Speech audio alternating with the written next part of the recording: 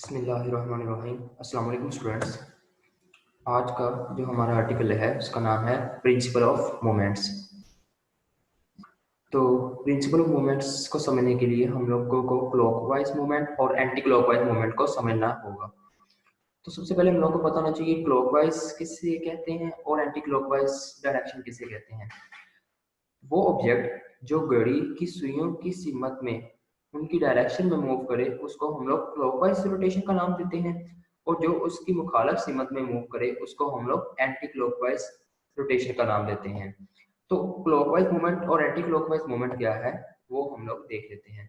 Clockwise movement, a force that turns a spanner in the clockwise direction. एक ऐसी force जो कि spanner को क्लॉकवाइज डायरेक्शन में मूव करवाती है, टर्न करवाती है, और हम लोग उसको क्लॉकवाइज डायरेक्शन में कब मूव करवाते हैं। Is generally use to tighten a nut, एक नट को टाइट करवाने के लिए। द टॉर्क और moment of the force so produced is called clockwise movement. तो जब हम लोग उसके ऊपर फोर्स लगाएंगे और वो टर्न करेगा तो वहां पे क्या होगा, टॉर्क प्रोड्यूस होगा। तो उस टॉर्क को हम लोग क्लॉकवाइज मूवमेंट का नाम देंगे। Anti clockwise movement, a force that turns a spanner in the anti-clockwise direction। एक फोर्स जब हम लोग स्पैनर पर एक्ट करवाते हैं और उसको एंटी क्लॉकवाइज डायरेक्शन में मूव करवाए, कब करवाई जाती है, उसको एंटी क्लॉकवाइज डायरेक्शन में कब मूव करवाया जाता है। Is generally use to loosen a nut, एक नट को लूज करवाने के लिए। द टॉर्क और moment of the force so produce is called clockwise movement. तो वहां पे क्या होगा, टॉर्क प्रोड्यूस होगा या मोमेंट ऑफ फोर्स प्रोड्यूस होगा, उसको हम लोग एंटी क्लॉकवाइज मूवमेंट का नाम देंगे। तो यहाँ पे anticlockwise movement. Principle of moments, according to the principle of moments a body is balanced if the sum of clockwise moments acting on the body is equal to the sum of anti-clockwise moments acting on it। जैसे कि आपको figure नजर आ रही है, एक object यहाँ पे पड़ा हुआ है और दूसरा यहाँ पे पड़ा हुआ है, और ये दोनों आपको बैलेंस नजर आ रहे हैं। अगर यहाँ पे इसका वेट कम होगा तो ये साइड नीचे की तरफ झुकेगी। जब नीचे की तरफ झुकेगी तो ये जो रोटेशन होगी ये क्लॉकवाइज रोटेशन होगी। अगर तो इस ऑब्जेक्ट का जो वेट है वो लाइट है तो बॉडी इस डायरेक्शन में झुकेगी जो कि एंटी क्लॉकवाइज रोटेशन होगी। तो यहाँ पे आप लोगों को दोनों बैलेंस नजर आ रहे हैं।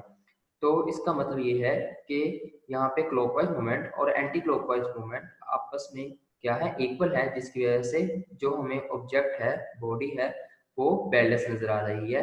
तो इस प्रिंसिपल को हम लोग प्रिंसिपल ऑफ मोमेंट्स का नाम देते हैं। Center of mass. Center of mass of a system is such a point where an applied force causes the system to move without rotation. Center of mass एक body का, एक system का centre of mass एक ऐसा point होता है जहां पे फोर्स लगाने से वो ऑब्जेक्ट रोटेट किए बगैर मूव कर जाए, उसको हम लोग उस पॉइंट को सेंटर ऑफ मास का नाम देते हैं।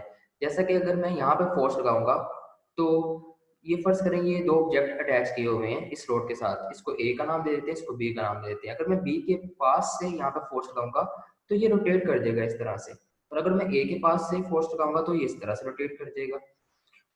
अगर मैं दरमियान से यहाँ पे फोर्स लगाऊंगा तो ये ना ही इधर को रोटेट करेगा और ना ही इधर को रोटेट करेगा, बल्कि सीधा मूव कर देगा।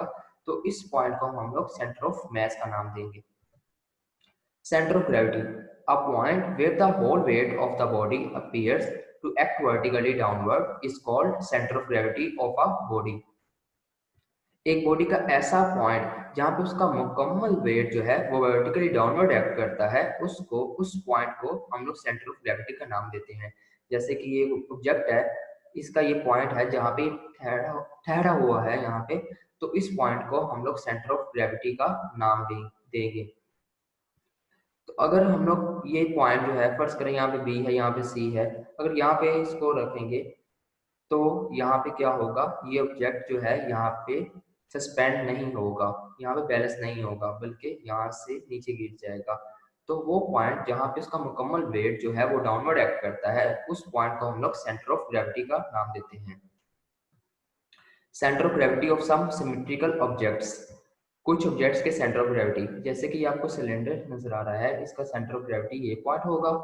ट्रायंगल का जो सेंटर ऑफ ग्रेविटी है ये वाला पॉइंट, सर्कल का ये वाला पॉइंट, और उसी तरह स्फीयर का मिड वाला पॉइंट और रेक्टेंगल का भी मिड वाला पॉइंट, ये सारे सेंटर ऑफ ग्रेविटी हैं मुख्तलिफ ऑब्जेक्ट्स के।